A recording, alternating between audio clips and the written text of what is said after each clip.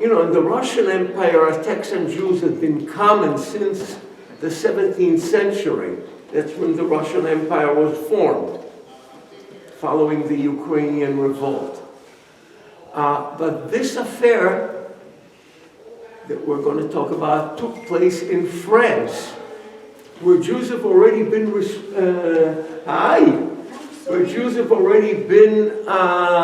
emancipated for 200 years, following the French Revolution. So, and they were basically now full French citizens. So it was therefore much more unexpected than what was happening in Russia. And it had great influence on the growth of the Zionist idea, which, remember, began in the East, not in the West. Began in the Russian Empire, in the Pale of Settlement. Now, following the French defeat in the Franco-Prussian War, Ashkenazi Jews were moving in large numbers from the Alsace and Lorraine regions to Paris and central France. Why? Because in the Franco-Prussian War, the Alsace and Lorraine were ceded to Prussia, which then became the new German empire. And and the Jews did not want to become, the Jews of Alsace and Lorraine preferred to remain part of France, where they've been emancipated. So they were moving in large numbers from Alsace and Lorraine to central France. Now those Ashkenazi Jews, although they've been in France for a long time, they seemed very Germanic in their culture and in their language. The language was Yiddish, which had been considered a German dialect. In fact, what's that? Isn't it still? Well, that's a good question. No, it's considered a real language today. But the name of the Yiddish means Jewish. That's not the name of the language in Yiddish. In Yiddish, it's traditionally been called jargon. In other words, a dialect. Sherwin used to say that that German was a jargon of Yiddish. I know, I heard that one too. It's also called mother tongue. So, those Ashkenazi Jews seemed very Germanic in their language and in their culture. And it helped the mood in France because of the defeat in the Franco-Prussian War, turning more and more against Jews. So it was not uncommon at this period to read editorials in the French papers alleging Jewish treachery as one of the causes of the French defeat. Does that remind you of anything? What was Hitler's accusation? The Jews stuck a knife in the nation's back in World War I, which is why they lost. So, when did the Jewish people in Eastern and Central Europe go from agrarian people to city people? They hadn't been agrarian to begin with. They didn't? No. They didn't own land. Throughout Christian Europe, from the earliest medieval era, Jews were not allowed to own land, so they couldn't be agrarian. They could live in villages. Many Jews lived in villages where they worked for farmers, or where they worked for the nobles who owned the farm. That's in the Russian Empire, which was still feudal. and or they owned an inn. My great-grandfather owned an inn in a small Ukrainian village. Yeah. Like for So it's- travelers and people that traveled and stayed overnight? Yeah, basically. A Kretschmer. So, It's a Kretschmer. so that was very common, by the way. Okay, so the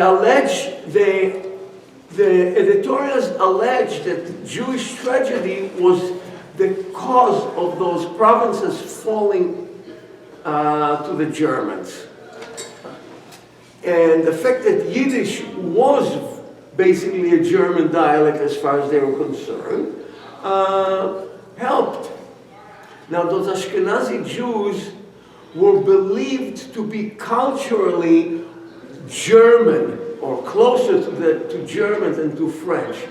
Now, so you have to understand that French anti-Semitism pretty much concentrated on Ashkenazi Jews that looked very different and had a pretty different culture from the Sephardic Jews that had been in France since the Spanish expulsion and earlier. The original, what used to be called Italian Jews, because those were originally Jews that were moved there by the Romans, if you go back far enough. So they at this point looked looked just like any other French citizen. In fact, there were several Sephardic families that at the same time, while all this was going on, how many people have heard of a prime minister of France called Mende France? Okay, he's from Mende is Mendes, which is a large, important Sephardic family, not only in France, by the way. It started in Iberia, and they moved to France, but some of them also moved to the Ottoman Empire, so it's a large family. In any case, so again, it was the Ashkenazi Jews that this was aimed at, and they became, at this point, the majority of the Jewish population of France.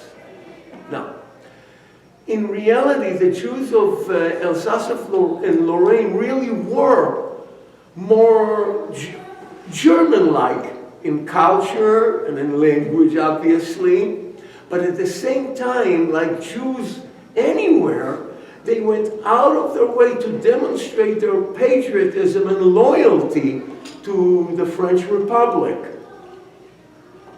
Natan, Yes. are you going to get to the Rothschilds? Am I going too fast? What's Are you that? going to get to the Rothschilds? Not on this. Okay. Later, Yeah, I said when it's we too talk soon. more about the settlements, Okay. then we'll talk to this about the Rothschilds. The Rothschilds were also Ashkenazi Jews, by the way. I know. Okay, so, It was easier. but they arrived in a place like Britain, for example, at the time that Sephardic Jews were being allowed to move into Britain. So they had been around much longer than other Ashkenazi Jews in Britain and also in France. They didn't come from Alsace or from Lorraine. Okay, so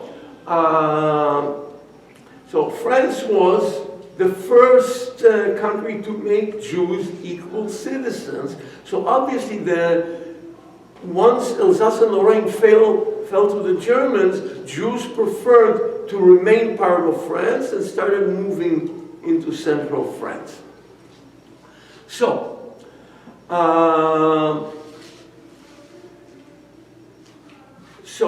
that gives us kind of a background to the espionage scandal that we're talking about, that we're going to talk about. It began in the late 19th century and continued into the 20th. Okay. The Dreyfus affair involved an assimilated Ashkenazi Jew, thoroughly assimilated French and Jewish army officer, originally from Alsace. In 1894, Captain Alfred Dreyfus was arrested and accused of spying for Germany during the war and onward. Dreyfus was an artillery expert. Remember, he was an army officer. He was a Jew, right? He was convicted by a military court for selling military secrets to the Germans. And he did it through the German, this is after post-war, he continued to sell secrets, to send things to Germany through the German embassy. Okay? Dreyfus was considered a military genius, which is why, despite being Jewish, he had a very quick rise in military ranks. In October 1879, he enrolled in an elite military school, École Polytechnique, military school in Paris, where he received military training and also an education in the sciences. In 1880, he graduated and was commissioned as a lieutenant in the French army. From 1880 to 1882, he attended an artillery school, a military artillery school in Fontainebleau, and received more specialized training, specifically in artillery, in use of artillery. On graduation, he was assigned to the 31st Artillery Regiment, which was in garrison in Paris. Actually, at the time, in Le Mans, not in Paris. In 1885, he was assigned to a mounted artillery battalion which was part of the 1st Cavalry, which was in Paris. And he was promoted to lieutenant. In 1889, he was made adjutant to the director of an important government arsenal, government military arsenal in Paris. And he was promoted again to captain. So fairly quick promotions. The only physical evidence, I'm sorry? Especially for a Jew. Definitely, yes, for the Ashkenazi Jew. So the only physical evidence against Dreyfus that was being presented was a slip of paper on which it was discovered where? In the garbage cans outside the German embassy. So somebody was looking, okay? On it was written a promise in French to deliver valuable French military artillery manual to the Germans. Handwritten act, and it was handwritten, but handwriting experts could not really link the note to Dreyfus based on the handwriting. Nevertheless, he was vulnerable for an obvious reason. He was rich and he was Ashkenazi, an Ashkenazi Jew. And he was from Alsace, which is now part of Germany. The Dreyfus family had been an assimilated family whose members have always considered themselves to be loyal French citizens. After Alsace and Lorraine were ceded to Germany, like many other Jews, they moved from Alsace to Paris. But still, Dreyfus' father, his name was Raphael, was a Yiddish speaker, and he conducted his business in German, which was true of most business owners in Alsace and Lorraine, not only Jews, because they were now conducting most of their business with areas that were part of Germany, that are now part of Germany. And they spoke German to begin with. Now, the press had a field day with stories questioning Dreyfus' loyalty. Dreyfus' main accuser, and that's an important in the story, was a military intelligence officer named Lieutenant Colonel Hubert Henry. Henry testified that he had additional information that leaks the note, even though they couldn't, all they had is a note. How did they know it was from Dreyfus? They couldn't, because the handwriting could not be linked to Dreyfus. But he said he had proof that the note was from Dreyfus. So, what happens when he showed the proof in the trial? Well, he didn't. Why? He didn't show it? He said it's inadmissible because it involved military secrets, which could not be shown publicly. So he couldn't show it. They could not be revealed. Based mostly on Colonel Henry's testimony, Dreyfus was convicted and sentenced to imprisonment in exile. Everybody knows about that in Devil's Island, in French Guinea. And that decision was made without anyone ever seeing any evidence directly against him. 2 years later, in March of 1896, so this was in 94, 1896, French intelligence discovered another piece of paper outside the same German office, which promised new deliveries of French military secrets. And the handwriting was identical to the original one, which couldn't possibly be from Dreyfus, because Dreyfus was in Devil's Island. Since Dreyfus, this time, handwriting experts they had no trouble linking the writing to another officer, a Major Ferdinand Wilson Esterhazy. The name is actually a Hungarian name, but he was very much French, who was incidentally known as a notorious gambler. At that point, Colonel Henry could no longer possibly believe Dreyfus to be guilty. But then he changed his arguments. He now claimed that regardless of Dreyfus' guilt or not, he didn't say innocent, the credibility of the army is now at stake, that they could not exonerate him. Period.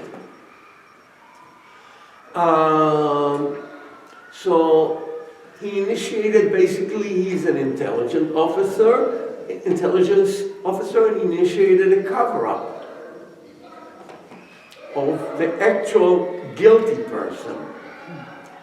A group of liberal senators who followed the trial now charged the army with undermining the very foundations of the French Republic. Equality before the law. Those senators demanded a retrial. And then, once that became an issue, the press got hold of the information, and the army had no choice but to bring Esterhazy to the court-martial. Did they ever discover the actual person who wrote the note? That's the person who wrote the note, Esterhazy. Esterhazy actually. Yeah. Okay. Despite the serious evidence against him, the army voted to protect Esterhazy as one of their own, one of the good old boys. But in March 1896, a Colonel Georges Picard the head of military counter-espionage, French military counter-espionage, found more evidence indicating that Major Esterhazy really was the traitor, who had been doing other things, not only those two notes. Now, still, the General Staff refused to reconsider its judgment. Instead, what they did to silent Picard, who kept insisting that they sent him to Algeria, you know, which was a French colony, and that's where he had been in charge of a regiment in Algeria for the rest of his life. The military court then acquitted Esterhazy, ignoring the convincing evidence. This may have been the end of the Dreyfus case, except for a determined intervention. I think all of you know who it was, right? Intervention of the novelist Émile Zola, right? Who published his denunciation of the army cover-up in L'Aurore, a daily news, still an important daily newspaper. It's not everybody knew, but definitely you should see it. This is basically all that's legible here is the headline, even if you read French. You can cut it down, and here it is. 1, 2. Okay. Now.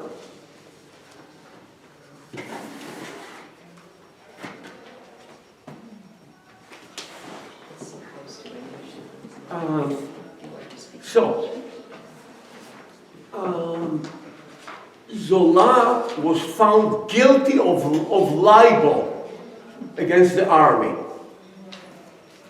And he was himself sentenced to prison. He was never imprisoned because he fled to England. And he remained there for 8 months until being granted amnesty. Okay? At that point, public passion became more aroused than ever. Now, not so much against Dreyfus, but against the army. Except now the leadership of the Catholic Church had gotten into it. And you know that the church had been very strongly both, obviously very anti-Semitic, also very anti-republic. Okay?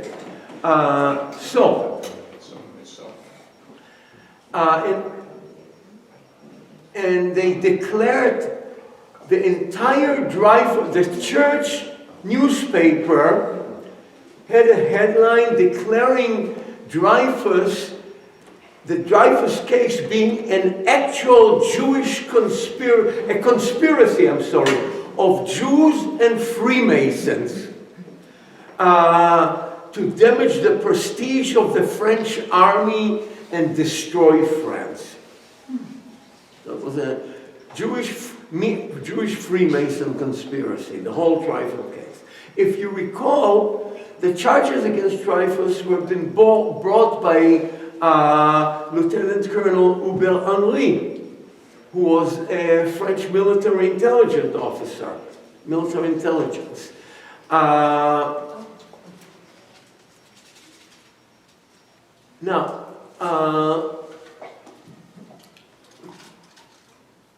Eventually, in all this, Henri went a little too far in attempting to prove Dreyfus' guilt. He was caught forging documents and adding them to the Dreyfus file.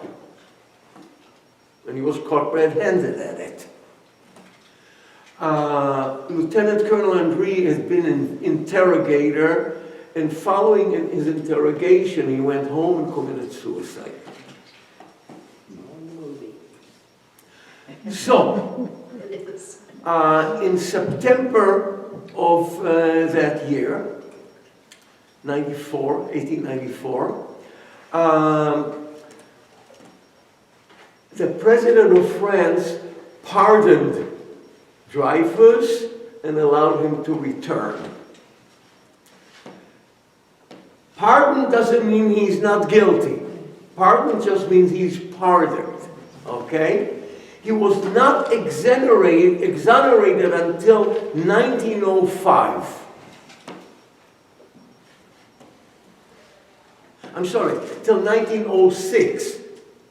But in 1905, a year before his exoneration, the Radical Party, a major party, you know, it's a multi-party system, but it's one of the major, still one of the major parties of France. Today it's called the Radical Socialist Party. The Radical Party emphasizing the role of the church. Remember, that party is very anti-church, or for separation of church and state. So they wrote a huge editorial in their paper emphasizing the role of the church in affecting the Dreyfus case, and they succeeded in passing legislation separating church and state based on that case, based on the Dreyfus case. Now, that legislation is today part of the French Constitution. But it took a full century following the Dreyfus affair until 1998 for the French, the same paper that kept writing editorials about him, La Croix, to openly apologize to the Dreyfus family and to France's Jewish community for its anti-Semitic editorials of a century earlier. So about 100 years later, they apologized.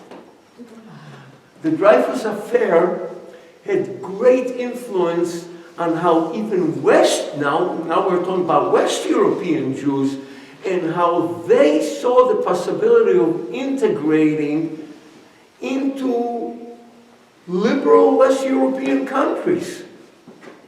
Now, world Jewry basically was stunned that something like that could possibly occur in France. I mean, France is the cradle of liberty, equality, and fraternity. But not for Jews. The fact that by the end of the 19th century, the fact that by the end of the 19th century, the French public still saw Dreyfus, an assimilated Jew, as an outsider, clearly suggested that even in Western Europe, assimilation was not a defense against anti-Semitism. Okay,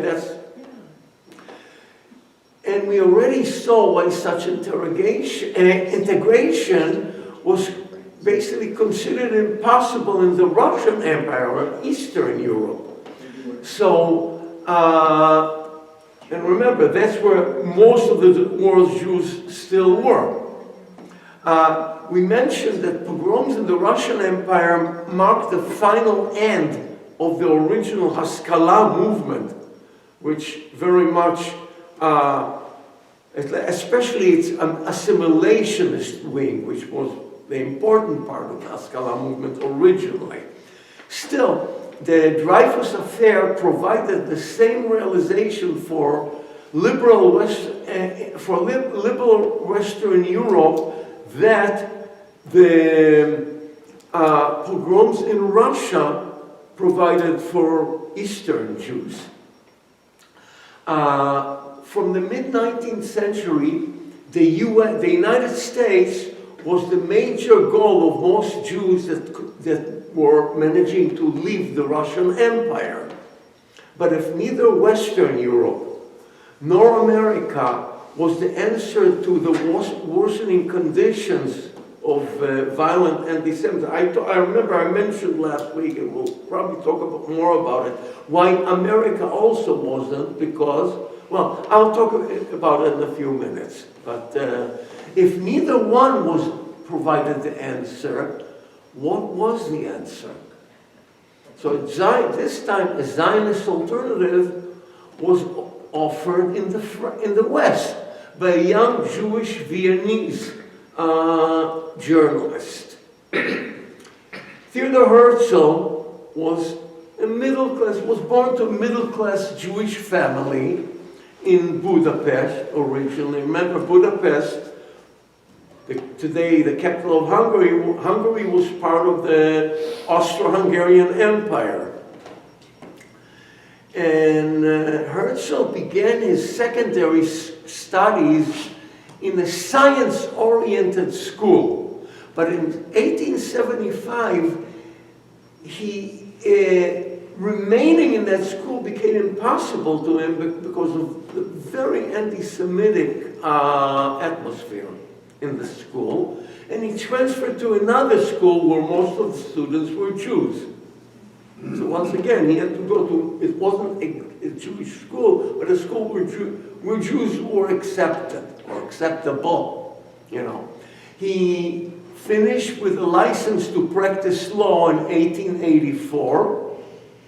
Okay, remember the system, the European system is very differently.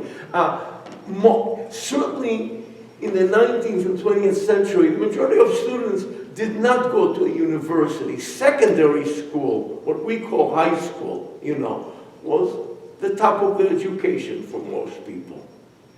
And so he, following his education, received his license to practice law, and he chose to devote himself to literature rather than to law. But for a few years, he was actually he published some plays. He was a playwright, but his earnings were as a journalist for a Viennese newspaper called Neue Freie Presse, the Viennese Free Press. New Free Press, yeah. Now, like Pinsker, Herzl was still very much a Jewish assimilationist. So let's look at the two events that changed his mind about assimilation. In 1897, a new mayor was elected in Vienna. I have his name on the board. His name was Karl Lueger.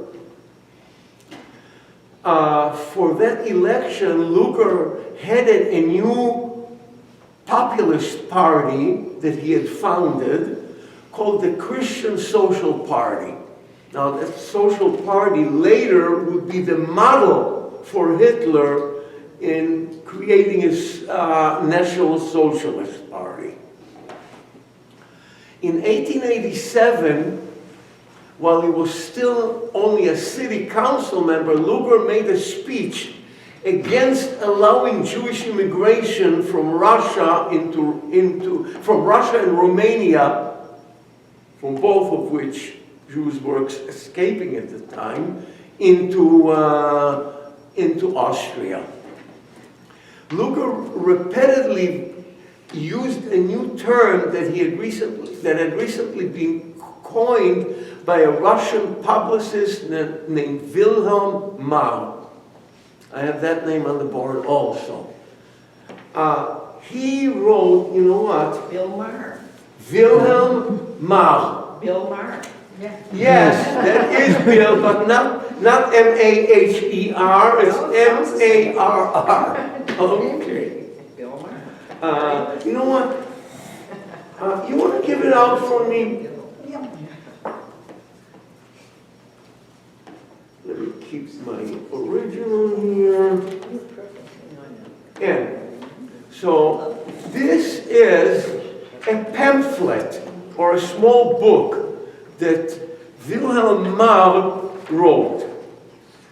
This, with Wilhelm Marx and Karl Lueger, we have the beginning of the ultra-modern type of anti-Semitism, which has no relation. Those people were totally secular. They had no religious issue against Jews. Thank you. Is the title Der Weg the way?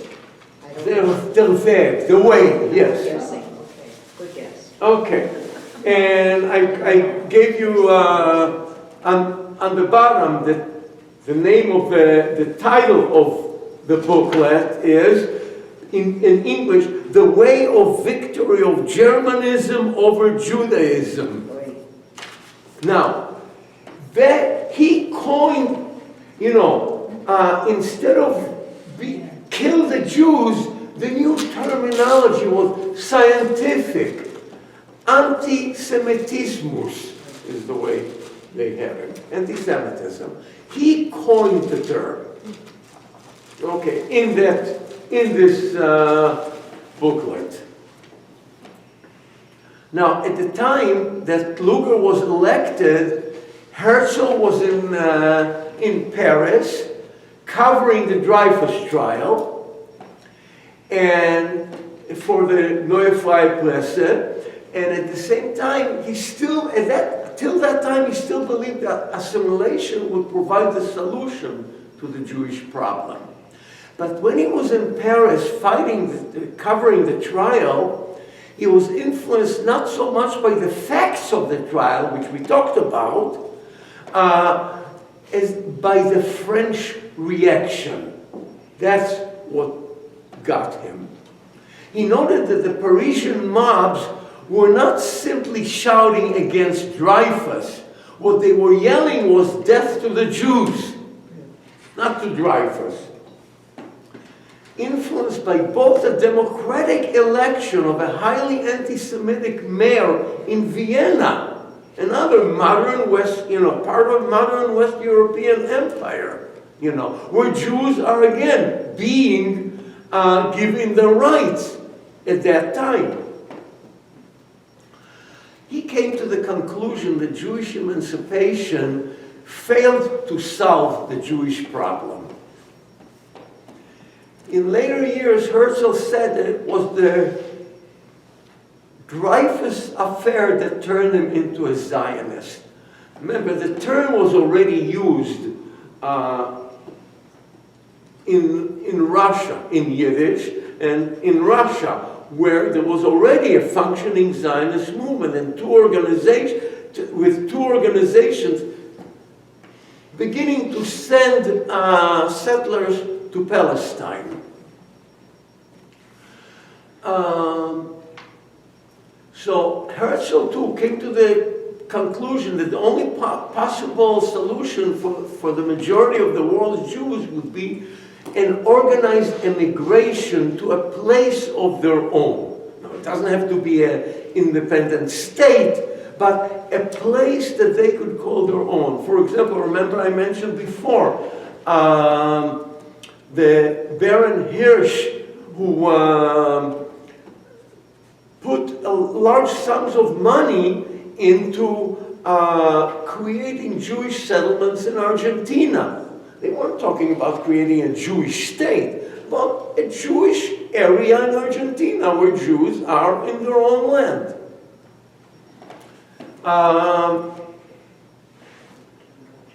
So eventually, for various reasons, he joined, in the first Congress, the announcement in the first Congress was purely Zionist, in other words, with the word Zion, and a return to the homeland.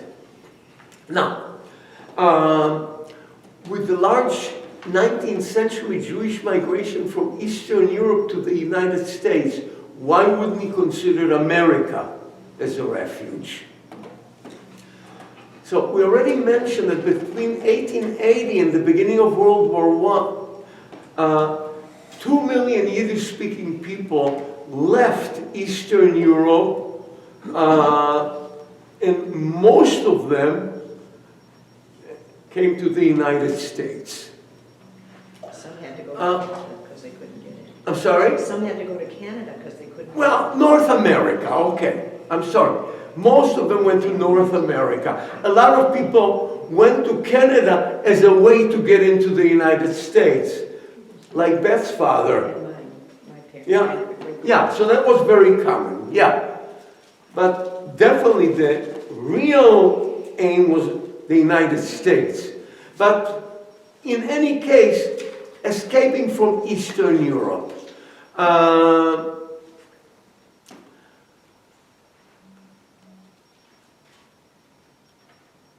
They mostly came from Poland, most of them came from Poland, Lithuania, Belarus, Ukraine, and Moldova. Those are the lands that constituted the Jewish Pale of Settlement. And also, some came from Romania, which also was passing very anti-Semitic laws at the time.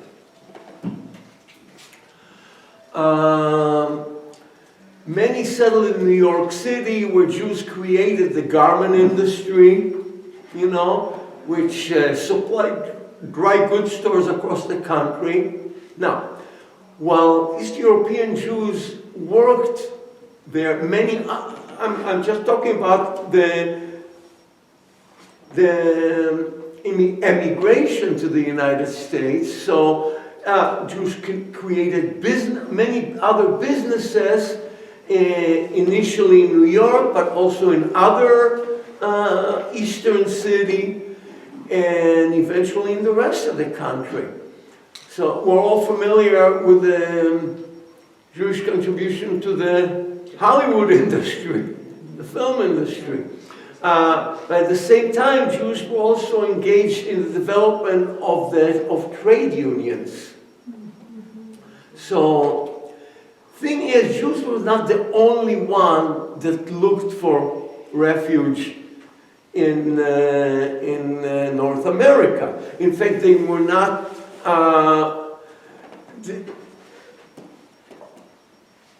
They were not the only ones that specifically from the Russian Empire in Eastern Europe that looked. But there were also many immigrants from Southern Europe that also did not seem to Americans at the time to fit the model of a real American. So, so the large immigration of the early 20th century included a lot of Eastern and Southern Europeans. And it was the biggest mass migration to the United States in American history. And I had some numbers here that I can't find, but it doesn't matter. Between 1880 and 1920, immigrations from Eastern and Southern Europe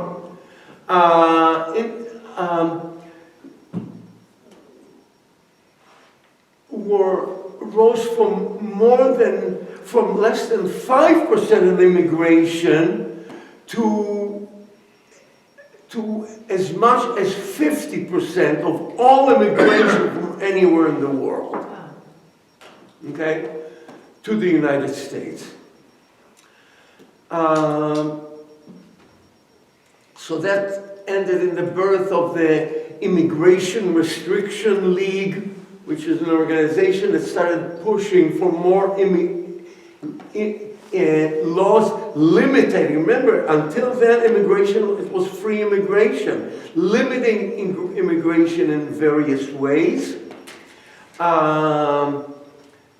They felt that those immigrants were threatening what they considered the American way of life. So, wasn't it true that they... I'm sorry? Wasn't it true that the immigrants certainly changed the nature of America? Yes, in a way, yes. For instance, the mafia. Yes. You know, Well, organized by yes and no. A lot of what you're talking about was also a reaction to the limiting of immigrants, you know, where they were closed in their own little world, you know.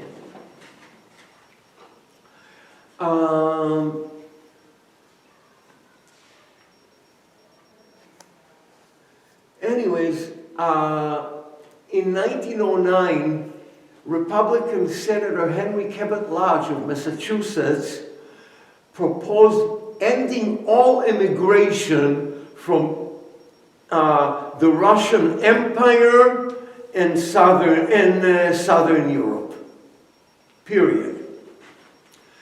That proposition didn't pass, but eventually the Dillingham Commission that followed resulted in strict immigration quota, the Quota Act of 1921, where really mass immigration was really heavily curbed.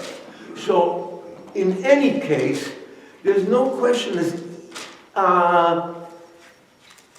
there was part of the aim was, well, the aim was to restrict immigration to certain type of Europeans who were not welcome in the United States. And that included all Southern European, Italians mostly. And definitely, very specifically Jews. What was the name of the commission? The Dillingham Commission. So obviously, even the United States was not a good refuge. And this is where Herzl was. I'm going to take it from here next week and start from that to the actual colonization of Palestine by Jews. Can you Okay. get on Marr, the last one? Wilhelm Marr. Yeah, Can you say that, something about that now? yes. He wrote, Wilhelm Marr wrote this booklet, and he invented the term anti-Semitism. What year was this, the time? That was 1892 or 93. Okay. Oh no, what year Yeah, was this written? yeah. In 1870 something. Got it. Okay. Same time as the Dreyfus trial period. Yes, Yeah. yes. So I do want to. Are you going to take questions now? Oh, sure. If you want to do that first, because I was going to give something for current events, but go ahead. You said before the Dillingham Convention in 1921, etc., there was free immigration? There were no... No, not before 1921. In 1921, Before that? no. In 1921, they passed a law that it became by law, and a way to really curb immigration from specific places in Europe. Basically, you could only immigrate based on quotas. Each country was given a quota of how many, and of course, anybody could come from England, from as much as Irish were also not liked. They did not have a quota. But all Russians, what they would consider Russians, were people from the Russian Empire. But before that, what was the law? Before that? There were all kinds of laws that were attempted to pass. Before that, there was very heavy feelings against immigrants. And they could feel that. There was an attempt to pass laws, and they did not pass. This was the first, in 1921, the first actual law was passed that really stopped Jewish immigration, basically. That's the year my mother came, 1921. Okay, so she beat that, well, because her father was already here. yeah, well, that was different, yes. That's how, so Right. she kind of but I was just going to make a comment too that this is just so relevant to what's going on now. It just seems sure. like, oh my gosh, that's what's happening. Oh my gosh, that's what's happening. I want to give you something, I'll just, Just give it like this. And one more comment. I'm not going to throw. I'm going to just put some, just leave, if there are any extra ones, just leave them at the end of the table. Here, this is one. Well, there are more than one, but that's okay. Just pass it down and leave it at the end of the table. Two here. Just take one. I'll give you yours back. Okay, all there. so, We need the only another. reason, the only thing I'm giving, how many of you are familiar with the little, oh, not enough? One more. Oh, I thought I gave too much, okay. Here it is. This is thick paper. All right. Basically, the only reason I gave you this, how many of you are familiar with the little box, blue and white boxes with the Magen David, you know, the blue Magen David that we put our And the pennies in, butcher, you and know, the bakery. for the Jewish National Fund. Every Friday night. The problem with the Jewish National Fund, it's been used very heavily in Israel as a way to limit Arabs. In other words, why? Arab citizens I'm talking about. The Jewish National Fund, for example, pays money and creates, they buy the land with the money you put in the box. The money eventually pays for Jews to come, to actually immigrate to Palestine and then later to Israel. But it also pays money to buy lands where Jews would settle. Now, what happens when Arab wanted to move to a new town that was being settled, they were told, well, this is not government land. You can't just move here. This is a land owned by the Jewish National Fund for settling Jews. So we're not going to pay for you to settle here. And so, now, in other ways, so in that way, the Jewish National Fund had become part of a very discriminatory system. Putting money in the West Bank. I'm sorry? They put money in the West Bank. They later also put money into, that's what began this organization. When they started putting a lot of money into colonizing the West Bank after the Six-Day War. At that point, this organization that sent, that I got this letter from Libby Lenkinski, who was the chair of the New Israel Fund. So if you want to contribute to an Israeli national fund or to a Jewish national fund in Israel that will be non-discriminatory, this is the organization to contribute to. And they do a lot of work. The letter mentions an organization that the Jewish National, that the New Israel Fund started called Together. Standing together. I'm sorry? Standing Together. I have to translate it in my head. Omdim I'm biyachad. reading it, I didn't know, I'm just reading it. I can say it in Hebrew and in Arabic, but in English I have to think for a minute.